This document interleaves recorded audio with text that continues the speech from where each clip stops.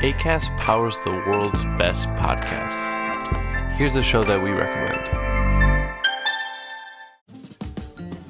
Hi, I'm Zibby Owens, and I am the host of the award-winning podcast, Moms Don't Have Time to Read Books.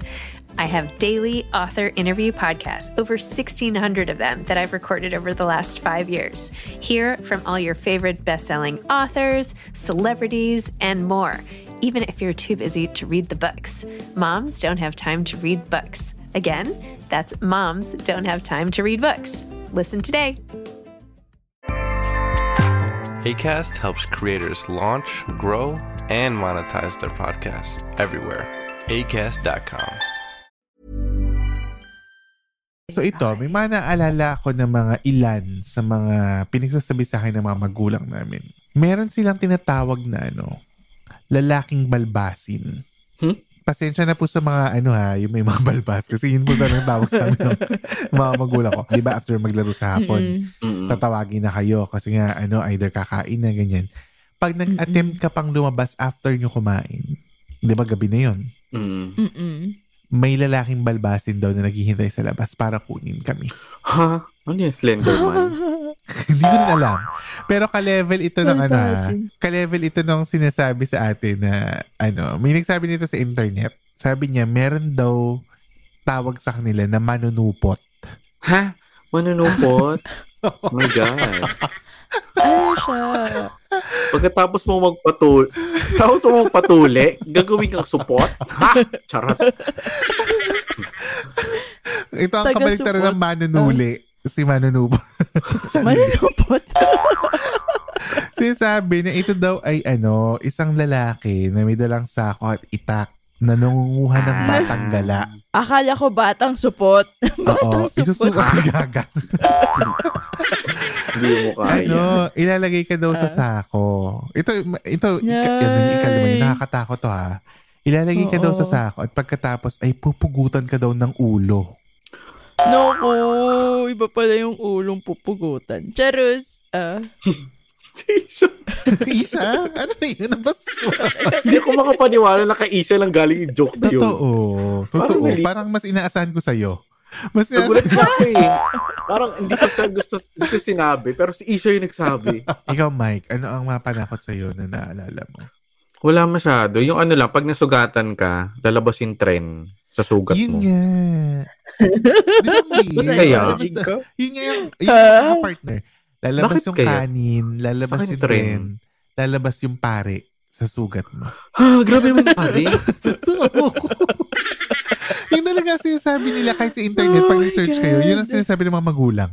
Yung gamot na pula. Yung ba yung alam niyo yun? Bumubula? Hindi, ago-oxinada yun. Ago-oxinada yun.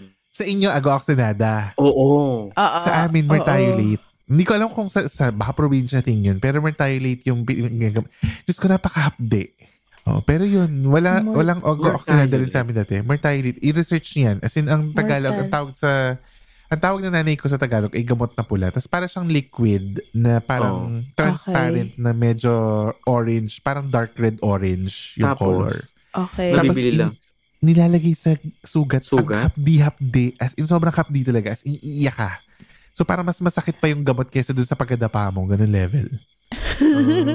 Kaya hate na hate ko dati na madadapa ako kasi yun yung igagamot sa akin. So feeling ko kaya rin ako lumaki na takot masaktan. Kapag hindi daw ginamot yung kuto mo or hindi inalis, ililipad ka daw. Ano ba yan? Si Mike naman tumawa agad. Di ba ako tapos na-imagine ko paano lumipad yung sabi niya, ililipad ka daw ng mga kuto at dadalhin sa gubat pag hindi natanggal yun sa ulo. Tawang-tawa ako dito. Imagine, lumulutang ka dahil lumilipad yung mga kuto. Dahil bit-bit ka nila. Ganun. Very up. Bahay na may lobo. Ganon kalala. Pero ikaw ba nagkakuto ka, Ish? Bilang, di ba usually girls talaga ang pinamamahayan ng mga kuto sa school? Nagkakuto ako nung grade school ako. Kasi may classmate ako may kuto, tapos nahawa ako. Yun. Ang tanong, kinaya ba ng mga kuto ang pag... Ang paglipad sa'yo. Hindi. Kaya, I think hiningal yung mga kuto. Hiningal yung mga kuto. na-feel ko lang na tuwing tumatalon ako, ay parang may nag-a-attempt pang May delay sa pagbagsak. palipad. Oo, parang ang tagal ko bumagsak. Ganun. Totoo. Grabe, mga As in, kuto. marami kang kuto nun. As in. Hindi, feeling ko madami kasi ang kati-kati niya. Tapos, naalala ko nun, yung daddy ko or mami ko, parang nung dinapat ako sa lababo, tapos may binuhos na shampoo Gas. pang Ay, kuto. Hindi, gas? Ang alam ko gas yung sa probinsya, pinanglalagay sa kuto. Hindi naman. Tapos nililiyaban. Sinunog yung anak. Grabe kayo! Sinunog yung bahay ng mga kuto. Hindi na na-realize. Sa anak niya pala. Buong ulo pala yung Grabe sinunod. kayo! Yun lang, may shampoo na pangpatay ng kuto at lisa. Oo, Yun. ano yan? Tas- Ano nga ba yung tawag? Ano na, Isoral dandruff di ba? Ano nga ba yung sa mga kuto? Oo, nakalimutan ko na eh. Basta alala ko, after mabanlawan, ramdam ko na, oh my God, may gumaan, wow. Tapos yun. So, ilang kilo puto yun natanggal sa'yo? Yung parang So, naramdaman sobrang ko bigat. na yung hindi na kasi siya makate, gano'n. Yung parang, Oo. sabi ko, ay okay, so may kuto pala ako, gano'n. Diba? O yan. Buti hindi ka na ilipad. Buti na chabi-chabi ka nun. Hindi ka na ilipad sa Oo, gubat. hindi kinaya. Bawal maglaro ko tuwing Holy Week. Kasi pag nasugatan ka, hindi gagaling. Huh? Dahil Talaga? patay Parang ang hindi ko Diyos. naman narinig yun. Patay daw kasi si Lord. Wala daw manggagamot Ay, ng sugat mo. grabe naman. Kaya mo, Hindi yun ang hindi doktor. nakaabot sa akin yun. Kapag patay naman si Jesus, sa amin, bawal tumawa. Bawal masaya. Oo, yun. Totoo yan. Bawal masaya. Bawal manood ng Totoo. TV na magandang Correct. show. Oo. ganun. Hindi, wala rin naman kasing palabas. Di ba yung mga noontime show, nawawala Oo. sila pag yung na Holy Week. oo, Naging sabagay. drama-drama sila, Oo. di ba? Pero dati kasi wala rin kaming cable. So wala rin kaming choice talaga. Kung ano lang yung nasa TV2 o nasa Channel 2 dati, yun lang ipapanoorin namin. Pero pag nagka-cable ka kasi, may mga cartoons na, di ba, kahit na maglipat kami, Oo. ano naman sila. Tuloy-tuloy ang buhay sa kanila. Yung kapatid ko, baliw-baliw to minsan. Tumatawa mag-isa sa mga napapanood Totoo. sa internet. Akala ko wala siya pinapanood. Meron siya ng mga Running Man, mga ganyan, may list mga ganyan. Korean. Mga Korean. Mga reality show. Tawa siya. Sisitayin siya ni Mama, "Shh, huy, patay yung Oo. Diyos, bawal masaya, Oo. bawal tumawa." Lagi ganun yung mga magulang, Sabi ni no? Huy, Mama. patay ang Diyos. Ganun. Totoo Oo. yan. Bawal magsaya, patay ang Totoo. Ibang level nga yung mga nila yung mga sinasabi nila. Kapag natulog ka daw ng gutom, ano? Kapag pag natulog ka daw ng gutom, maglalakbay daw yung kaluluwa mo papunta sa kaldero. Yung akin, parang never ba ako natulog na gutom, pero parang laging naglalakbay yung kaluluwa ko sa kaldero. Hindi nga kaluluwa yung naglalakbay sa'yo, ikaw mismo yung naglalakbay Literal. papunta sa kaldero. Kaloka. Habitual. Di ba? Nakakatawa. Hindi ko rin alam kung basta nakukuha ng mga tao to. Alam ko yung kapag natulog ka nang basa ang buhok mo, lalabo ang mata mo. Ganun. Oo. Or puputi yung buhok mo. Diba? Buti nga sa Meron inyo din ganun lang. May nagsabi pa sa amin natin na mababaliw daw pag natulog na basa ang Grabe buhok. naman. Oo, Grabe totoo. manakot ha.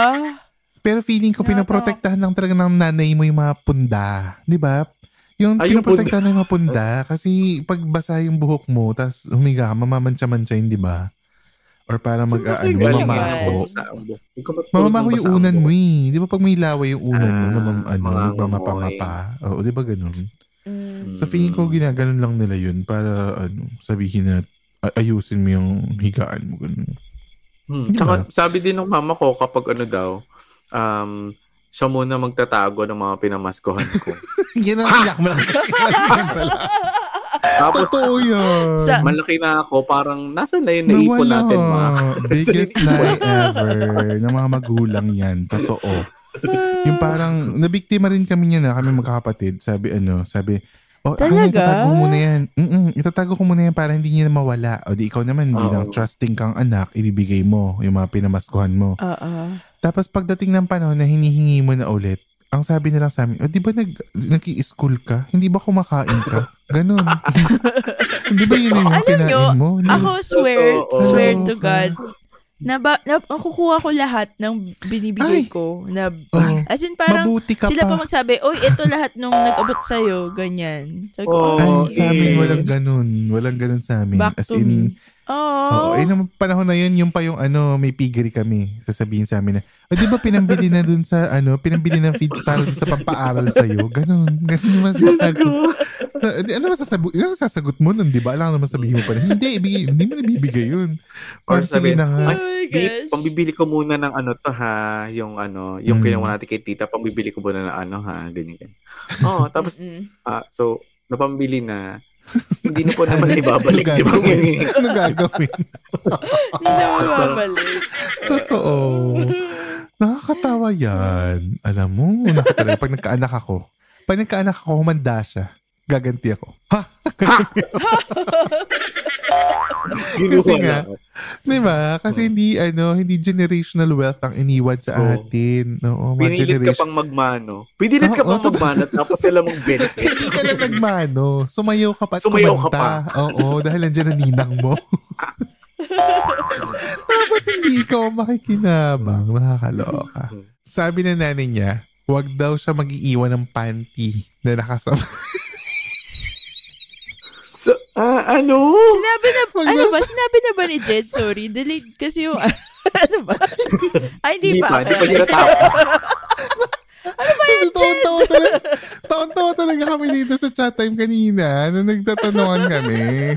Sabi daw ng nanay niya, wag daw siya mag-iiwan ng panty na nakasampay sa labas pag gabi na. Kasi didilaan daw ng kapre.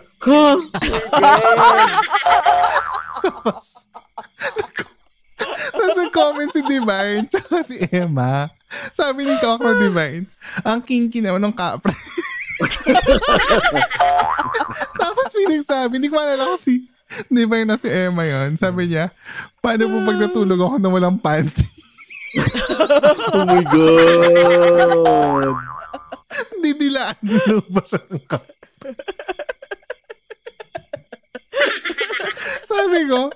Sabi ko, bakit hindi mo isampay ang sarili mo sa labas?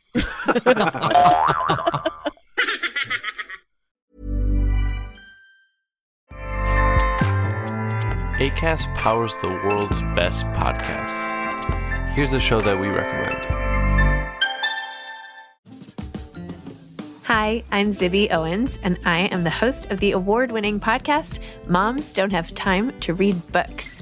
I have daily author interview podcasts, over 1,600 of them that I've recorded over the last 5 years. Hear from all your favorite best-selling authors, celebrities, and more, even if you're too busy to read the books. Moms Don't Have Time to Read Books. Again, that's Moms Don't Have Time to Read Books. Listen today. Acast helps creators launch, grow, and monetize their podcasts everywhere. Acast.com.